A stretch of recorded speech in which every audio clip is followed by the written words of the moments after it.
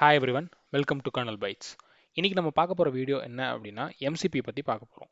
இந்த எம்சிபி அப்படிங்கிறது என்ன அப்படின்னா மாடல் கான்டெக்ஸ்ட் ப்ரோட்டோகால். ஆஸ் இதோட அப்ரிவேஷன் படி இட் இஸ் அ ப்ரோட்டோகால். ஃபைனா? சரி, இப்போ இது எதுக்காக தேவைப்படுதுன்னு நம்ம தெரிஞ்சுக்கணும்.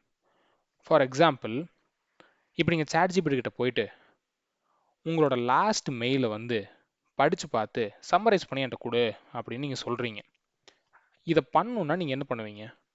நார்மலாக இப்போ என்ன பண்ணுவோம் அப்படின்னா அந்த மெயிலை ஃபுல்லாக காப்பி பேஸ்ட் பண்ணிட்டு சம்மரைஸ் பண்ணி கொடு அப்படின்னு சொல்லுவோம். அப்படி பண்ணாமல் நீங்கள் ஜஸ்ட் ஒரு ப்ராம்ப்ட் மட்டும் தான் தரீங்க. என்னோட லாஸ்ட் மெயிலை செக் பண்ணி சம்மரைஸ் பண்ணி கொடுன்னு சொல்கிறீங்க. அது உங்களுக்கு அதை சம்மரைஸ் பண்ணி கொடுக்குது. இப்போ நீங்கள் கேட்கலாம், அது எப்படி ChatGPT என் மெயிலுக்கு போகும்?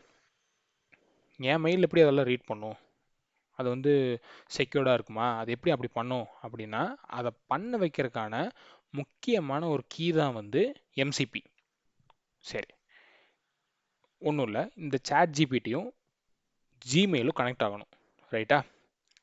அது கூட டேட்டாஸ் போயிட்டு வரணும். ஐ மீன் ரெக்வஸ்டாகவும் ரெஸ்பான்ஸாகவும் போயிட்டு வரணும். இந்த பாத்வே இருக்கு இல்லையா, இந்த பாத்வே எப்படி நடக்கணும் அப்படின்ற செட் ஆஃப் ரூல்ஸ் தான் மாடல் கான்டெக்ஸ்ட் ப்ரோட்டோகால். இது ரொம்ப செக்யூர்டாக இருக்கணும், அதே மாதிரி ரிலையபிளாகவும் இருக்கணும், அதே மாதிரி ஒரு சில ரூல்ஸ் எல்லாமே ஃபாலோ பண்ணியிருந்துருக்கணும், ரைட்டா?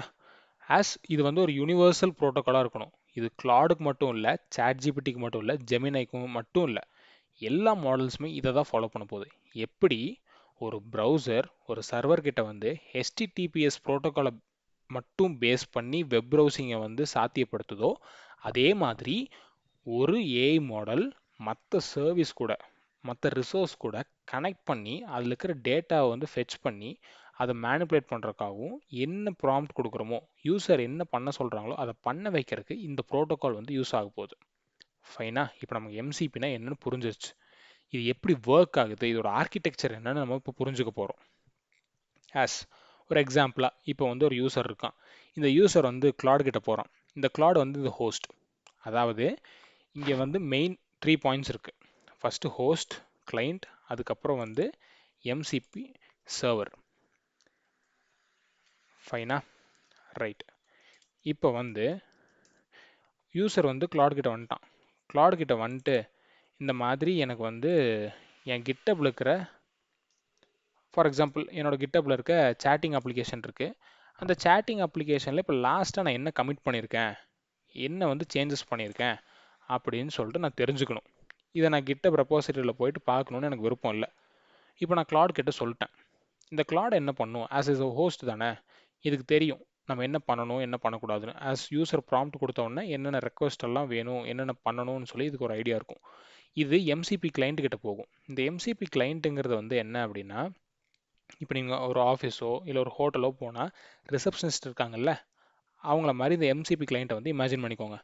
அவங்களுக்கு மட்டும்தான் தெரியும் யார் யார் எங்கெங்கே இருக்கான்னு. ஃபார் எக்ஸாம்பிள், இப்போ ஒரு ஆஃபீஸுக்கு போகிறீங்கன்னா அங்கே போயிட்டு ரிசப்ஷனிஸ்ட் கிட்ட போயிட்டு ஹெச்ஆர் எங்கே இருக்காங்க அப்படின்னு கேட்டிங்கன்னா அவங்களுக்கு ஹெச்ஆர் எங்கே இருக்காங்கன்னு தெரியும். அதே மாதிரி இந்த கிளாட் இருக்கு இல்லையா, அந்த ஹோஸ்ட் இருக்கு இல்லையா, இங்கே எம்சிபி கிளைண்ட் கிட்ட வந்துட்டு நான் கிட்டப் கூட நான் இப்போ கனெக்ட் பண்ணணும் அப்படின்னு சொல்லுது. பிகாஸ் நம்ம சொல்லியிருக்கோம், ப்ராம்ப்டில் சொல்லியிருக்கோம் இல்லையா, இது நான் கிட்டப் கூட கனெக்ட் பண்ணணும் அப்படின்னு சொன்னாங்காட்டி இந்த கிளைண்ட் என்ன பண்ணுன்னா, இந்த எம்சிபி சர்வர் ஆஃப் கிட்டப்புக்குன்னு ஒரு எம்சிபி சர்வர் இருக்கும். அதே மாதிரி ஜிமெயிலுக்கு ஒன்று இருக்கும், ஸ்லாக்குக்கு ஒன்று இருக்கும். இது ஒரு எக்ஸாம்பிளாக நான் இப்போ வச்சுருக்கேன். இந்த மாதிரி நிறைய ரிசோர்ஸஸ்க்கு அவங்க எம்சிபி சர்வர் வச்சுருப்பாங்க.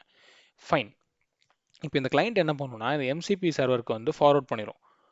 ஃபார்வர்ட் பண்ண உடனே அங்கே என்ன நடக்கும் அப்படின்னா, ஆஸ் அ ரெக்வஸ்ட்டுக்காக என்னென்ன இன்ஃபர்மேஷன் வேணும். இப்போ நம்ம என்ன பண்ணியிருக்கோம், நான் என்னோட சேட்டிங் அப்ளிகேஷனோட ரெப்பாசிட்ரியில் லாஸ்ட்டாக என்னென்ன சேஞ்சஸ் பண்ணியிருக்கேன்னு நான் கேட்டிருக்கேன். அப்போது இது என்ன பண்ணும் அப்படின்னா, எம்சிபி சர்வர்கிட்ட போயிட்டு ஆஸ் அ ரெக்வஸ்ட்டாக லாஸ்ட்டாக எல்லா டீட்டெயில்ஸும் கலெக்ட் பண்ணிடும். எல்லா டீட்டெயில்ஸும் கலெக்ட் பண்ணிட்டு வந்ததுக்கப்புறம் என்னோட சேட்டிங் அப்ளிகேஷனோட ரெப்பாசிட்ரியில் நான் லாஸ்ட்டாக என்னென்ன சேஞ்சஸ் பண்ணியிருக்கேன், லாஸ்ட் கமிட் என்ன பண்ணியிருக்கேன்னு பார்த்து, அதோட டிஸ்கிரிப்ஷன் என்னென்னு பார்த்துட்டு, என்னென்ன ஃபைல்ஸில் சேஞ்ச் ஆயிருக்குன்னெலாம் பார்த்து எனக்கு திரும்ப ஒரு ரெஸ்பான்ஸாக நான் எப்படி கேட்டனோ அந்த ரெஸ்பான்ஸாக எனக்கு இந்த ஹோஸ்ட் எனக்கு காட்டும். ஃபைனா? இதில் நிறைய டூல்ஸும் இருக்குது. இந்த டூல்ஸ்னால் என்னென்னா, ஆஸ் ஆக்ஷன்ஸ்னு வச்சுக்கோங்க. ஃபார் எக்ஸாம்பிள், நீங்கள் ரீட் பண்ணுற ஒரு ஒரு ரெக்வஸ்ட்டாக கொடுக்குறீங்க. இது வந்து ரீடிங் ரெக்வஸ்ட்னு நம்ம வச்சுக்கலாம். ஃபார் எக்ஸாம்பிள் ஜஸ்ட் நம்ம அது என்ன நடந்திருக்குன்னு பார்க்க தான் போகிறோம். அது ஒரு ரீடிங் ரெக்வஸ்ட்டாக வச்சுக்கலாம். சப்போஸ் எதாவது ரைட்டிங் ரெக்வஸ்ட்டாக ஏதாவது சேஞ்சஸ் பண்ணணும்னா ஒரு புல் ரெக்வஸ்ட்டை க்ரியேட் பண்ணுன்னு நீங்கள் சொல்லியிருந்தீங்கன்னா அதை பண்ணணும்ல.